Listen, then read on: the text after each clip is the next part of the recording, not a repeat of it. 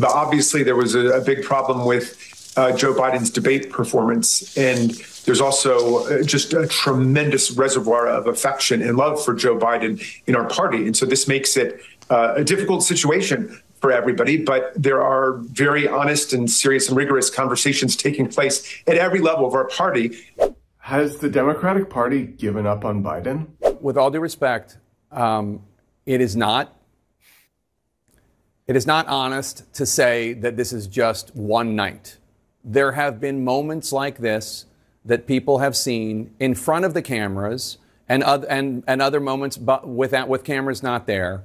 Just 2 weeks ago, let me just show this clip. For all the members of Congress and Homeland Security Secretary, I'm not sure I'm going to introduce you all the way. But all kidding aside, Secretary Mayorkas.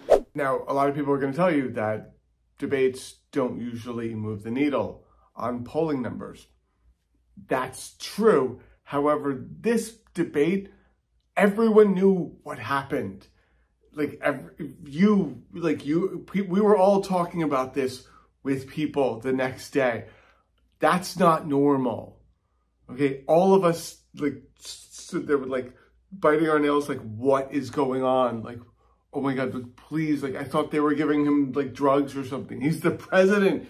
Give him the good stuff. What? And to be fair, he has had a lot of good policies, passed a lot of good things, minus what's going on in Palestine right now. Okay. But besides that, a lot of amazing things. He has had the largest investment in climate change, in fighting climate change, large record investment. He's drilled in too many places, that I feel comfortable with, but other than that, there's so many things. You go down the list. Amazing. Now, a lot of people quickly took to social media to say, hey, I don't care how old he is. I'm looking at policy. I'm voting on policy here. He's done amazing things. Inflation Reduction Act. There's massive investment in infrastructure, massive investment in climate change and Climate 40 and climate investment in marginalized communities. Amazing things. There was things to take, remove every lead pipe in America, commitment to clean water. The list goes on. Fantastic, again, besides what's going on in Palestine. But with this, blunder came, people talking about other candidates and switching candidates right now. So here's the thing about breaking barriers. Breaking barriers does not mean you start on one side of the barrier and you end up on the other side. There's breaking involved. And when you break things, you get cut. And you may bleed. And it is worth it every time. Now, let's face facts here. All right.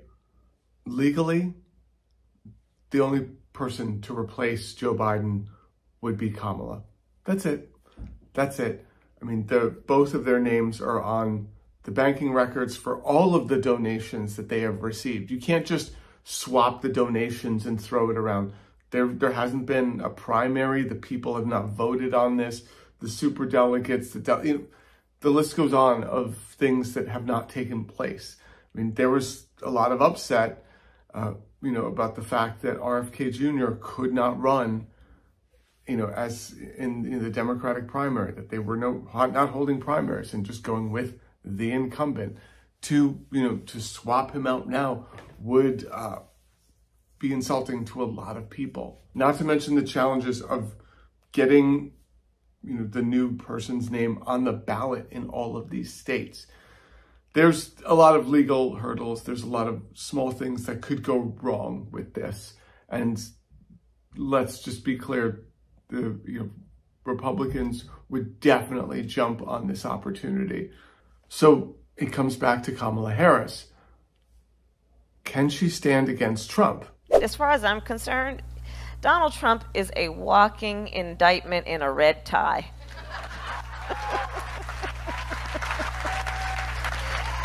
So, I've always been up for the good fight, and justice is clearly on the ballot. And here's the other piece that I'd like to point out. Donald Trump sold people out. You know, there's a nice word for that called betrayal, but the basic term is sold people out. The answer is yes. She can stand against Trump in a debate. Hillary Clinton could stand against Trump in a debate. Anyone can stand against Trump in a debate, provided that they know where they are. The guy is a convicted felon. He's got, felony after indictment after an indictment. There are so many things wrong with basically everything that he said, with Project 2025, with his own rhetoric, with his own plans for the country. The list goes on and on and on. I don't personally agree with, Gavin Newsom on a lot of things. He's, centrist establishment candidate. However, when you see the guy, he's, in debates and everything and in interviews, he's quick with it. He would, smash Trump. Kamala, I think, would do just as well, as Gavin Newsom in, a one-on-one tete-a-tete with Trump. Literally, most people would do well in a debate with Trump because he's an awful person and there's a lot to go after. And, oh, God, talking about this really makes me just, I'm not going to be despairing. I'm not going to despair over this. So clearly you're not a fan of Kamala. Not at all. She's done nothing. So do you think Biden has? No, not at all, other than destroy the country. So they put out feelers for this the other day. You could definitely see it. They talked about it on the media. They really floated this idea in social media and everywhere else, and it just didn't hit, okay? People reacted pretty strongly to the possibility of Kamala being swapped out and taking Biden's place. There was not a good reaction. And if you look at the polling stats, Biden's still polling ahead of Kamala. So that's a problem. And to be fair, Biden's also polling behind Trump in battleground states.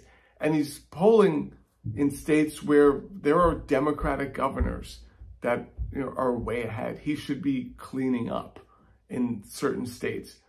There's places like Michigan. There's a Democratic governor that is very popular, okay? They have the numbers, yet he's not doing well in states like that. And he cannot lose any of these states. And I'm not gonna lie, it's a little terrifying, right? It's a little terrifying that he is old and that he walks around looking old. And there's been plenty of reports that he has, sundowns and, he's got this limited bandwidth every day, and that's it. To be clear and to be fair, Trump, same thing. Trump, you can't get him to read anything. You can't get him to focus on anything. And he also, if you listen to him during the pandemic or, at any other point, he also, sputtered into incoherence very often. In the debate, he was also incoherent, but he was incoherent with energy and confidence, right? It's a different type of incoherence. I mean, the way he presents his incoherence, amazing, to be honest. I mean, just bottle and sell that confidence. I mean, just a drop of it, what I could do with that in my life. But yeah, as of the time I shot this video, Biden has made it very clear that he is not stepping aside. He is not stepping down. He's not swapping it, places with anyone. And he has meant it. And, the critics within the Democratic Party are still persisting on this. They are still, pretty sincere that he needs to go. So I really don't know what is going to happen at this point. It is funny that there was that popular QAnon conspiracy theory that you hear nothing about now, but that, Biden had all these lookalikes that were, pretending to be him, Jim Carrey, all that stuff. You've heard this.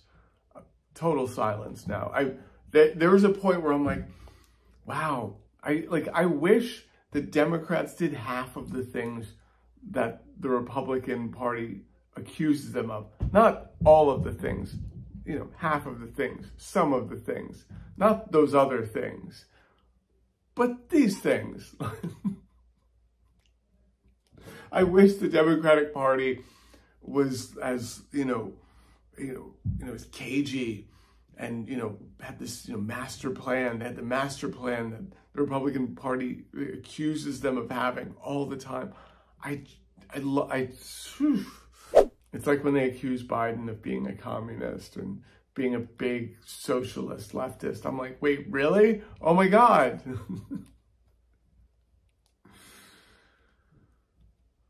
But yeah, this story is going to continue to unfold, and yeah, we're all feeling the same about this right now. Like, just woo, Project 2025, huh? Yes, no, huh?